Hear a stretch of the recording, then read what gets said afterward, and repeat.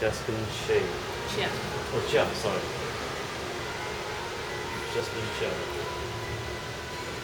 Founder. It's not exactly a bistro. We don't have a permanent space. Understand. It's Gastrogig. Yeah. It's a restaurant, right? A concept. It's a pop-up restaurant. Oh, a pop-up restaurant. Sorry. Okay. Yeah. Pop-up restaurant. But that's why I don't cook myself. So Right. pop-up restaurant. Oh, this is interesting. Some people like, what is a pop-up restaurant? Interesting. Okay. You ready? Yeah. Do Okay. you want me to look well? I will introduce you first. You look Okay. there with Yeah. me, and after that I turn to you, and then we begin our Okay, conversation. cool. So do just throw your voice. Okay. Don't to worry. You can give me a good scolding if you like. Yep. 1, 2, and 3. Hi, welcome to the National Critics' Choice Online News, and welcome to the Stienberg Review. I'm Robin Stienberg, and welcome to my show again. Today we have a wonderful guest with me, and she's happened to be the founder for Gastrogig, none other than Miss Jasmine Chia. And Miss Jasmine is going to tell us more about her concept of our restaurant. They call it the pop-up restaurant actually, and we're going to find out more about it. Jasmine, welcome to my show. Thank you. And tell us more about Gastrogig, and why do you call it a pop-up restaurant? Okay. Well, I think the name speaks for itself. It's a gastro gig. So gastro meaning food, deals with food and gourmet. And if you talk about a gig, it's an event. So I gained the inspiration from having done many events before. Gained the inspiration that while chefs are, there's a lot of attention placed on chefs and the whole celebrity culture that's building around it. But in reality, chef, I suppose, is a creative trade. And having dealt with many chefs before, I realized sometimes there's just very little space for them to go out of their usual comfort zone, to stretch their creative boundaries, and to look at, really pushing the limits of what they can create, because they're always in the kitchen. They're always, sticking to a few certain routines that they're all made to do. And I thought, there is a space. We are all, I think Singapore has matured a lot in terms of food and dining. There is a discerning market out there that is adventurous on seeking interesting and unique dining experiences. Oh wow. That there is a space in the market to look at creating and being a trendsetter in creating the most unique dining experiences each time. So the whole idea of Gastrogig was we create, I suppose, through pop-up restaurant. So we pop up in different locations, typically locations that are not a traditional F&B establishment or hotel. We take the raw space. For example, the first event we did it at the rooftop of Stienberg, which is a warehouse. Oh, It's okay. a 30-over-year-old warehouse that has, and we are the first ever person to ever do an event on that rooftop. And to turn it into a mobile restaurant, we literally built the restaurant out of 500 wooden pallets. Wow. We used the pallets as both a seating as well as a wall structure, and created a mobile kitchen on the rooftop as well. So the guests are transported to a completely different place. They are not within the usual confines of a restaurant. They walk into this space and they wonder, wow, it's part of an art installation. It's part of enjoying great food. It's connecting with the chef. It's having all these different elements of what makes a great dining experience, which is the five senses, and stretching what these five senses could do to create a unique dining experience. So that's what Gastrogig is really all about. It sounds like you guys actually like a movie set. You guys actually building a whole movie set Yeah. for everyone. Pretty much. It's quite expensive. Yeah. It's very challenging. Do you guys manage? How do you guys manage to cover all of those costs? Is it sustainable? Well, we see it as a platform to promote emerging talents, and to promote emerging brands. So I think having done the first one, and we are nimble enough that we could do it on a pretty strong frequency, a good frequency, as well as to export the concept overseas. So we only just started in September, and we are looking at a few overseas gigs already next year. So the way this will scale up and grow is to stay true to what it's meant to be, which is a platform that looks to bring together cross disciplines, I'll say creative disciplines, and allow the best of, I'll say, like-minded brands and personalities to come together. So I'll give you an example. Like for this November, we're working with Chef Will Merrick from Zaro.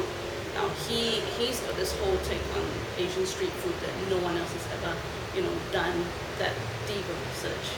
But beyond just that food, we've got our own homegrown mixologist, Karen from Barco, that comes in and to be creating according to what has well with his menu. And on top of that, Evian took the chance. Evian typically has a yearly limited edition, bottle of that they release, and they saw it as a chance to combine with this whole sense of art and this whole sense of creative energies to to see this as a coming together of like-minded creativity. So if you ask me, that is what the platform, that's the strength of the platform, is that we will always be at the forefront of promoting more talents that perhaps be given a due recognition, to be seen on a different scale, and to give it self-recognition for it to get to a next level. And so we pretty much act as a catalyst, accelerator. So does this whole event also sponsored as well? Is it sponsored by these? We work with certain, I say we would have certain partners that come into play as and when it's appropriate. So obviously Chef Will is based in Bali. We're working very closely with KLM, one of the core destinations being in Bali. So it makes sense when when there's the right synergy for it. It's not, the good thing is it's not a sponsor-driven platform. So it's not a case where, like with most events, where the content is driven from who comes in to fund it. In this case, we do our own self-production. We research and we look at what's missing in the market, what's coming up in the market, and then we look at them putting the platform around it and hence working with relevant partners. But how do you cover all the costs of doing the building structures and so forth? Because it is not going to be easy, and it travels. Well, that's where we need the magic of celebrity chefs at work. Okay. Sorry. You're right. I mean, in terms of cost-wise, the whole idea for a pop-up restaurant like what we do, we are in the midst of creating various prototypes beyond just a typical, tenting, or beyond just a typical container kitchen. My background has been in architecture, so pop-up architecture has always fascinated me because it's a statement to urban regeneration in many ways. And so what you do to treat the space and how you go about doing it, and it doesn't always involve a huge outlay of using new materials. Like in the first one we did with wooden pallets. These are recycled wooden pallets. So as a whole movement on upcycling existing materials and giving them new lives. Even with furniture pieces, we used vintage furniture that has been restored, and every piece tells a story of its own. So you are into eco-friendly, I suppose. I think it's just looking into what makes sense. We are here to not create just another dining event. We're here to say, hey, if you pick the right elements and work together, we could tell a compelling story. So if we then go about picking and choosing what are the key pieces. The food is one thing, the chef is one thing, but Singapore is flooded with dining events, and the key reason we've chosen not to do it in restaurants or in hotels is because simply when the chef walks into someone else's restaurant, the whole meaning of it is lost. It's someone else's restaurant, it's someone else's decor. It's just not going to be the same intention as what the food ought to be. Whereas what we try to do is we would design a neutral space. It of course wouldn't be as complete perhaps as a typical permanent restaurant, but we would design a space to reflect what chef is doing. So it's almost like an installation piece. It's a movie set to me. Yeah. It's amazing. Now tell me something. what is your biggest challenge when you first start out this business? You know, and how did you overcome those challenges? Because it is art, it is an art event. Nobody has ever thought about it, you know. And being a new entrepreneur in this field, you know, what was the fundamental lesson that you learned from this? Okay. So the toughest bit in terms of starting out. Yeah, that's right. That you have overcome. Well, I think, to be honest, it would probably be really tough if you've never done events and construction and building it. So when I'm sitting here in a dress and all, I was part of building the entire restaurant. It's part of really just putting things together. I think, I mean, every part of it has its own challenge. But in terms of, and I've been very lucky each time we meet with, let's say, a hurdle, it's sort of, you know, the right people come in to just help us out. So I can't really say what's been all that tough so far. I guess. By luck. No, well, not by luck. Things fell in place at the right time and right place. It's really about timing. The market will move so quickly that tomorrow someone else could just quite quickly replicate the concept, right? Perhaps what could be the slight, I would say, I wouldn't call it tough, but that is, I suppose, just as how, you know, Chef Will is trying to restore the sense of pride and heritage in Asian street food. I would say it's the perception and the challenge of getting people to recognize your own homegrown brands, as opposed to giving more due credit to a foreign franchise. I think we still buy into the fact that, you know, foreign somehow concepts are going to be much more powerful than what we can put together locally. And you know, case in point, I launched Gastrogig on the same day as Diner en Blanc. We were seller, as were, you know, as Diner en Blancs turn out, but you know, you can quite clearly see that because there's a certain foreign element to that, and it belongs, you know, to a foreign franchise. That there was certain recognition and credibility that people subscribe to a little bit more, rather than, you know, to see the value and to actually believe that we could create something as unique as this. So I think there's a certain perception gap that perhaps, you know, it's what you do in terms of national critics' choice should do really well with in terms of bridging that gap and you know, opening that mind and opening that possibility that, hey, we could do really creative and fun stuff. Part of starting Gastrogig was the fact that I'll be the first person, you know, or first woman.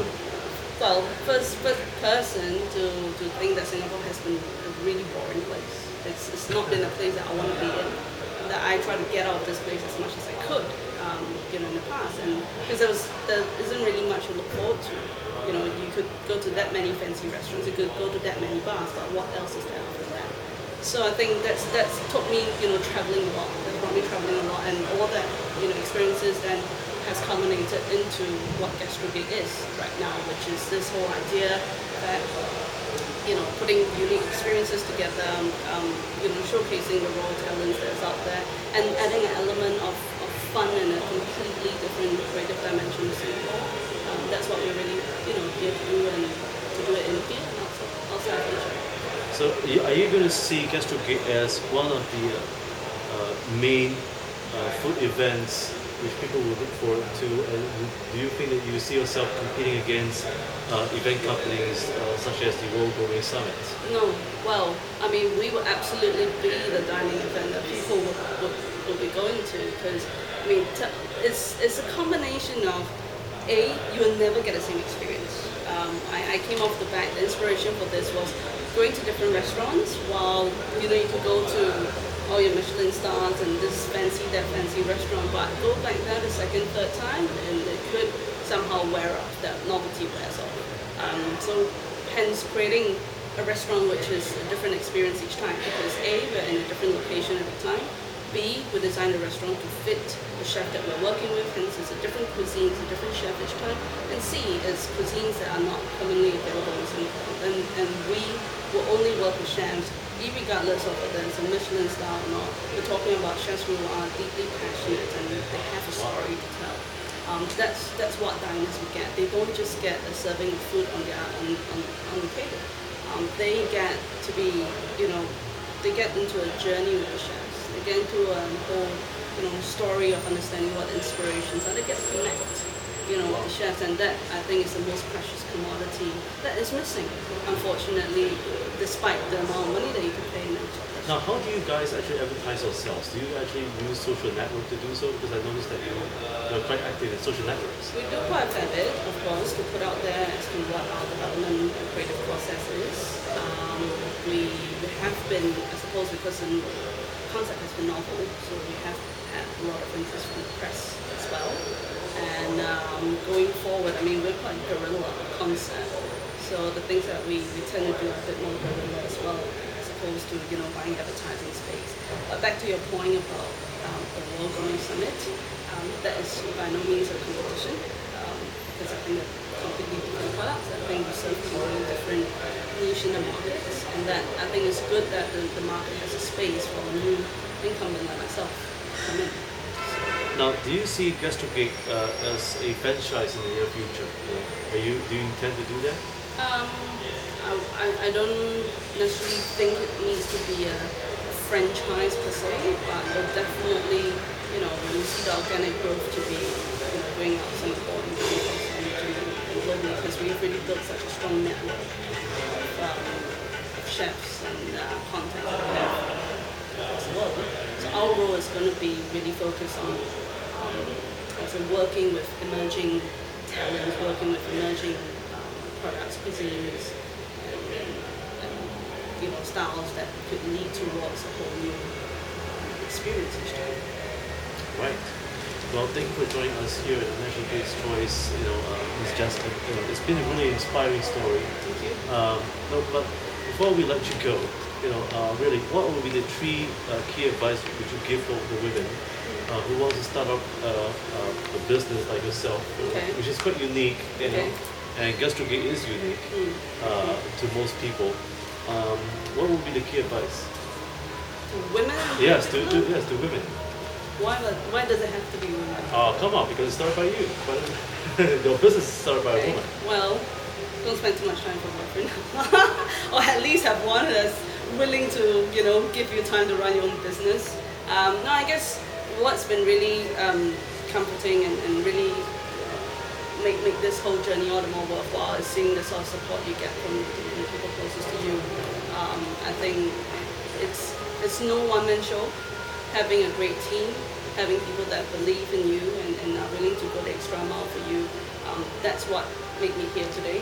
It's not been too long a journey yet, but the team is really what Gastrogig is. I alone can't do Gastrogig, so I think regardless of guy or girl, the first thing is to surround yourself with the best people that you can have, because I rather work with people who are much better than me than just be hiring minions. Hiring minions. that would be, I guess that defines the break or making of Gastrogig. And I guess second or third, it's follow your heart, follow your passion. There are, it's very cliche as it sounds, but I think I've crossed over from a corporate setup, and to do something of this of my own was a calling, and if you see the right chance, someone told me once, what we got to do is take the plunge and go with it, and that's what I did.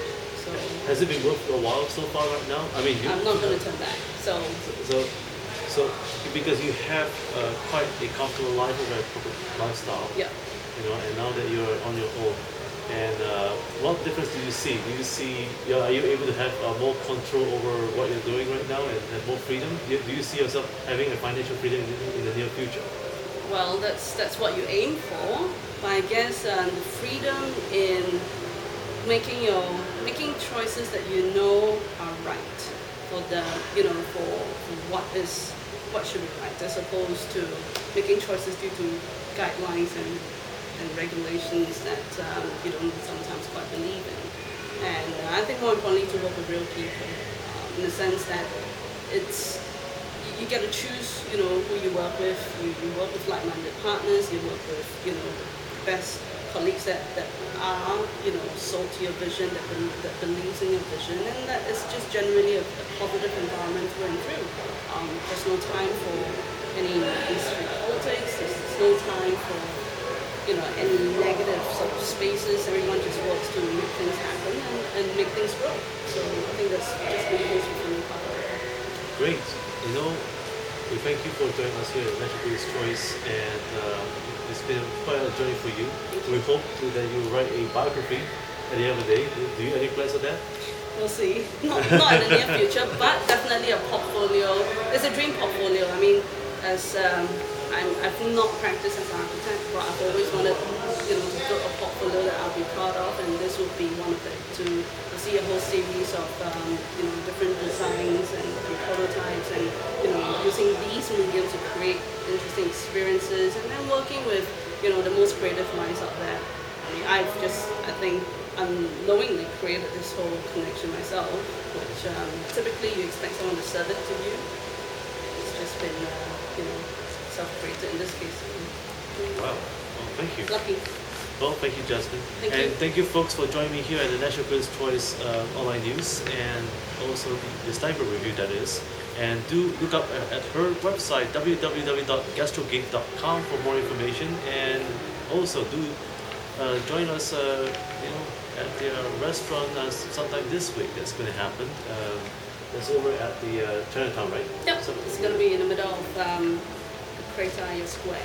Yeah, that's right. There you go. And so, well, once again, have a good week ahead. And Robin Stienberg, don't get lost. Thank you. You're welcome. Thank you very much. You are most welcome. Sorry about the interruption. I will edit that and then. That's okay. So, a question to my heritage. Where did you get the name like Robin Steinberg from? It's a long story. That's a long story? Sorry. Oh, great.